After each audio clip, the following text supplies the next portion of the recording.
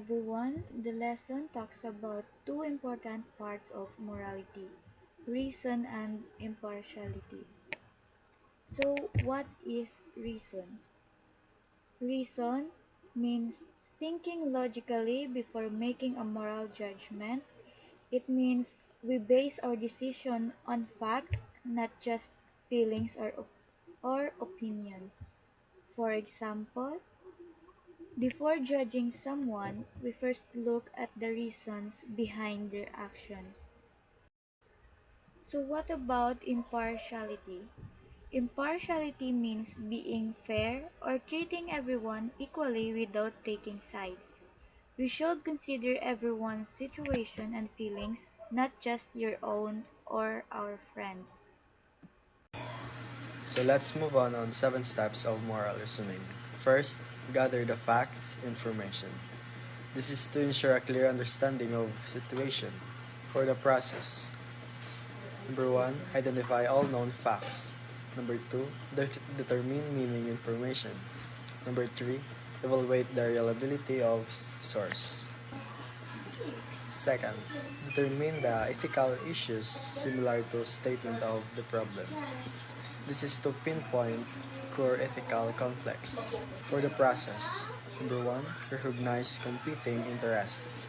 Number 2, identify underlying moral values and virtues. And number 3, confirm the presence of a true ethical dilemma. Third, determine what virtues or principles have a bearing on the case. This is to establish a moral compass. For the process, number 1, identify central values and principles.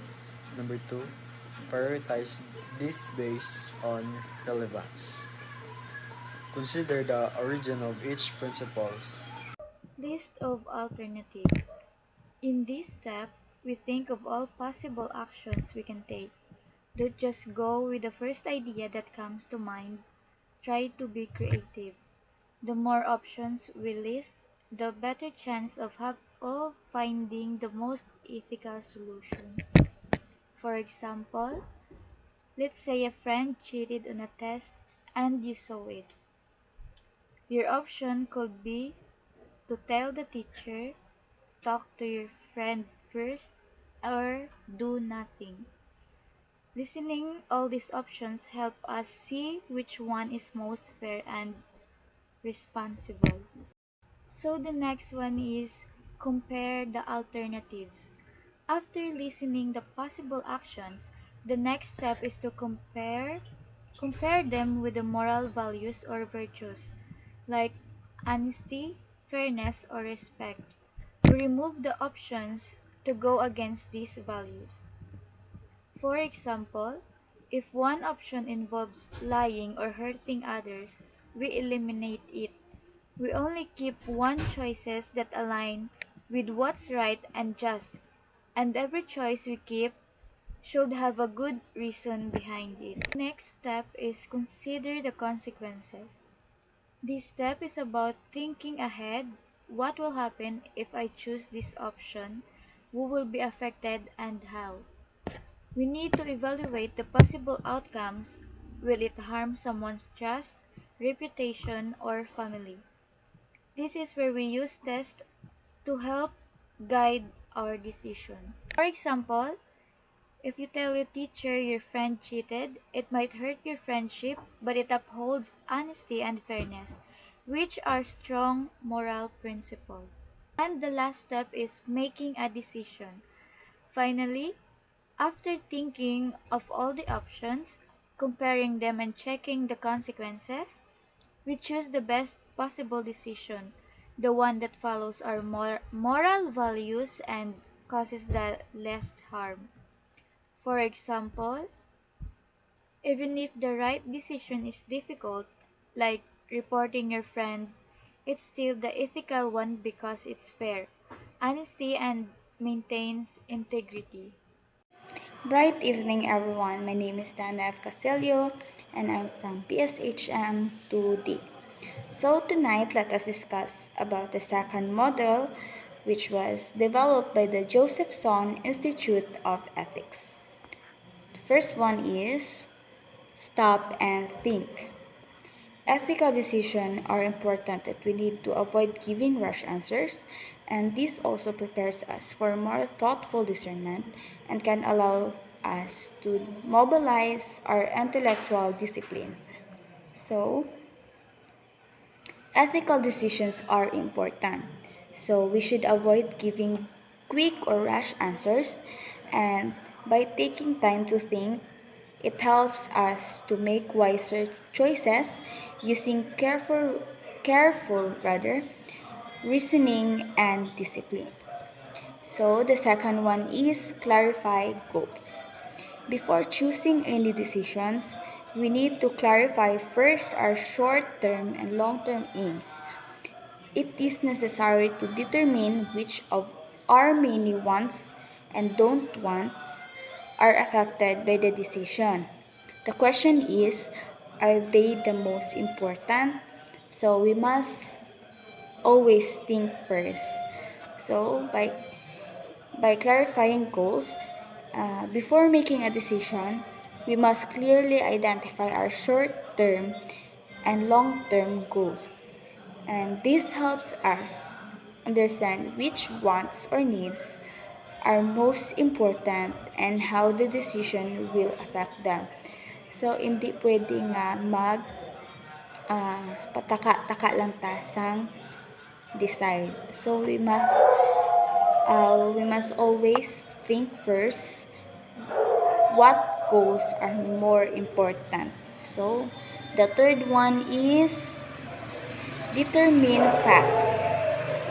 Be sure you have adequate information to support an intelligent choice. In order to determine the facts, first, resolve what you know, then what you need to know. One must be open and prepared for additional information and to verify assumption and other uncertain information. In addition to this, one must A. Consider the reliability and credibility of the people providing the facts. Letter B. Consider the basis of the supposed facts. If the person is giving you the information says that person personally heard or saw something, evaluate that person in terms of honesty, accuracy, and soundness of memory. So, make sure you have enough correct information before deciding. Start by knowing what you already understand, then find out what else you need to learn, and be open to new or updated information. Letter A. Think about whether the people giving you the facts are trustworthy and reliable. So we must always make sure nga ang ga-provide sa aton sang information is mapatihan and ang ila ginahambal is tuod. So, letter B, check where the information comes from. If someone says they saw or heard something, ask yourself if they are honest, accurate, and have a good memory. So, before receiving that information or before nga patihon mo ang inaang information, you must always ask yourself if rather kung ang ila ginahambal is honest, accurate, and if ila sang memory is good and sakto. So, number 4, develop options. Once you know what you want to achieve and have made your best judgment as to the relevant facts, if it is really an important ethical concern, talk to someone you trust so that you can broaden your perspective and think of new choices. If you can think of only one or two possible solutions, you are probably not thinking hard enough. So, after knowing your goals and the facts, think of different ways to handle the situation. If it's an important decision, talk to someone you trust to get more ideas and see and see things from a new angle. More options lead to better choices. So, hindi pwedeng atong sang choices is one lang.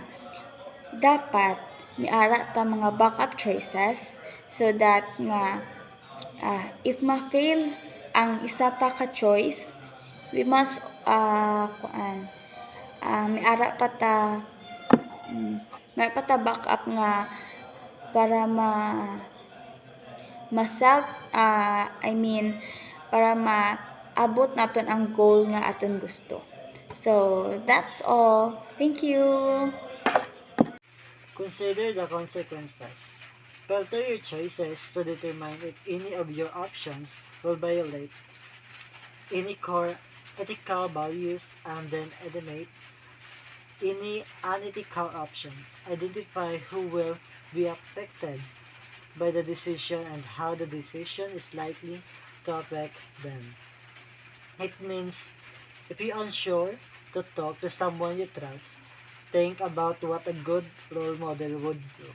Ask yourself if you'd be proud if others knew your choice and follow the golden rule. Treat others how you want to be treated. Next is number 6. Choose. Make a decision. If the choice is not immediately clear, try A. Talking to people who judgment you respect. B. Think a person of strong ethical or moral character that you know or know of. Ask yourself what they would do in your situation. C. If everyone found out about your decision, would you be proud and comfortable? And D. Follow the golden rule. Treat others the way you want to be treated and keep your promises. It means consider whether any options go against core value like honesty and fairness. And remove those choices. Think about who will be affected and how your decision could help or harm them. And number 6 is monitor and modify. Ethical decision makers monitor the effects of their choices if they are not proceeding the intended result or causing additional unintended and undesirable result. D. Reassess the situation and make new decision. After making your decision, pay attention to what happened next. If things don't go as a planned or cause problem, be willing to adjust your choice and make a better one. That's all. Right morning, my name is Rumar Domingo. Our topic is moral judgment shall be logical. Moral judgment shall be based on fact. Moral judgment shall be based on valid moral principle. Moral judgment shall be logical. The statement moral judgment shall be logical suggests that moral decision and evaluation shall be based on reason, evidence, and coherent principle rather than on emotion, institution, or subject-based. This perspective often aligns with ethical rationalism, which asserts that moral judgment shall be made in reasoned and objective ways, using logic and structured thinking. In this view, moral dilemmas are evaluated through principles such as fairness, justice, or the greatest good, and conclusion are drawn using logical analysis. For example, a person might argue that the logical conclusion of the moral principle, treat other as you would like to be treated, is to consistently act with empathy, fairness, and respect. However, there are critics to this stance as well. Some argue that moral judgments are inherently tied emotion, cultural context, and personal experience, and that relying purely on logical might oversimplify complex moral situations. Philosophers like the Williams argued to reason alone cannot detect moral action, rather emotion and feelings play a key role in moral judgment. Moral judgment shall be based on facts. The statement moral judgment shall be based on fact aligns with the more empirical or pragmatic approach to ethics and suggests that moral decisions shall be informed by evidence, observable reality, and will be established fact about the world rather than on abstract principles, feelings, or subjective opinions. This perspective emphasizes that moral choice should be grounded in what can be verified or demonstrated on to be true, rather than relying solely on institution, tradition, or variable beliefs. This viewpoint is closely related to ethical nationalism or consequentialism in some cases where moral judgment are made by considering the fact about the consequence of actions and their impact on well-being. For example, if one deciding whether to particular policy is moral good, the judgment might be based on the factual evidence of how the policy affect people's health, lives, or the well-being of the society. Moral judgment shall be based on valid moral principle. Moral judgment shall be based on valid moral principle, suggests a philosophical stance where ethical decisions are guided by established, justified moral rules rather than solely by emotion or institution. This perspective found in many ethical systems posits that genuine moral judgment relies on coherent, well-supposed principles like fairness or non-maleficence to ensure consistency and accountability in evaluating action. And the statement means principle as guides. Moral principles are fundamental rules or guidelines such as honesty, justice, or compassion that inform what is considered right or wrong. Valid principle. To be considered valid, these principles must be well-reasoned, justifiable, and broadly applicable rather than being arbitrary, personal opinions, or beliefs that lack support. Foundation for judgment. The statement implies that effective moral judgments involve identifying and consistently applying these valid principles when evaluating action as situation ensuring rational and principled approach to ethics. Thank you. Bright evening, everyone. Let's talk about the moral courage. Moral courage is the bravery to do what is right, even when it might be risky or difficult. It involves thinking carefully before acting, especially when you're unsure or afraid. What makes an act truly courageous? According to James Donald Wallace, there are 6 important conditions that must all be true for an act to be considered courageous. So the 6 conditions is first, the person's belief that it is dangerous to do the act. Example, climbing mountains is dangerous but someone might still do it. So, kabalo ka na nga very dangerous ang mag-climb sa mountain pero ginhimo mo sa Japan nga diskan very aware ka na nga may mahitabo sa imo nga malain. Second, the person believes that doing the act is worth the risk involved. Example, a firefighter enters a burning building because saving lives is worth the risk. The person believes that it is possible for an individual to do or not to do the act. So the example is the person feels they have a genuine choice to do or not. Number 4. The danger the person sees in doing the act is sufficient formidable. The person would find it difficult in the circumstances to do it. Example, deciding whether to speak up against injustice, knowing there might be a consequences. So when we say formidable danger, the danger is significant enough that most people would hesitate. For example, to participate in the protest where there's a high risk of arrest. Number 5. The person is not coerced into doing the act by threats or punishment. So when we say no coercions, the person isn't forced to act by threats. So for example, a whistleblower reveals the company's secret because they believe it's right, not because someone is threatening them. Kung baga, ginahimo nila ang chapter biskan wala may nagatreat sa ila. The person is under self-control, at least in the sense of not being in a frenzy, stupor, or ecstasy, and to fixation. Number 6.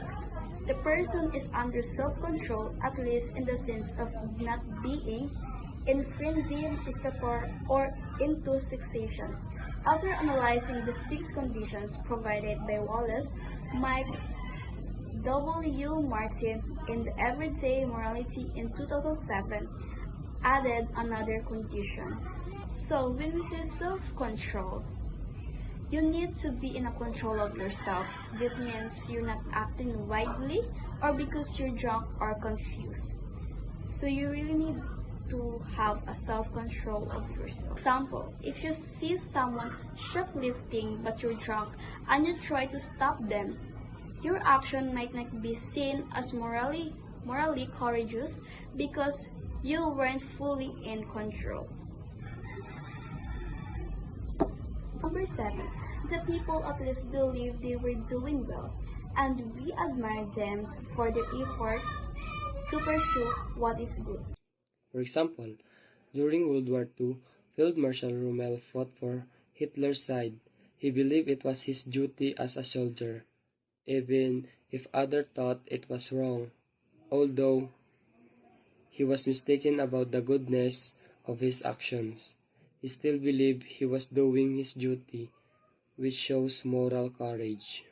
Must believe they are doing something good and others admire them for trying to do what's right. So for example, Mike Martin uses Field Marshal Rommel as an example. Rommel was a soldier for Hitler during the World War II, while Rommel was a fellow soldier and believed he was doing his duty. Martin argued that Rommel was wrong in believing his actions were good. Next is creative responsibility.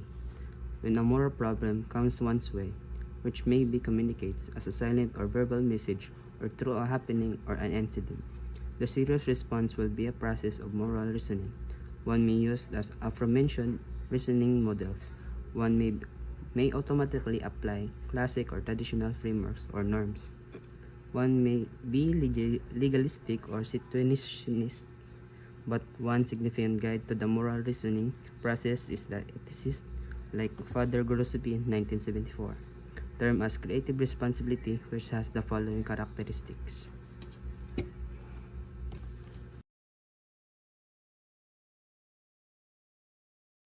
First, a creative and fitting response involves some form of positive human action. Second, to give a fitting human response in some form of positive action inevitably means create a response. The creative responsibility is something to be discovered and created, and it's best envisioned in concrete cases. Third, a creative response means one has to choose from among many possible fitting responses. It is impossible to find only one possible fitting response to a human situation.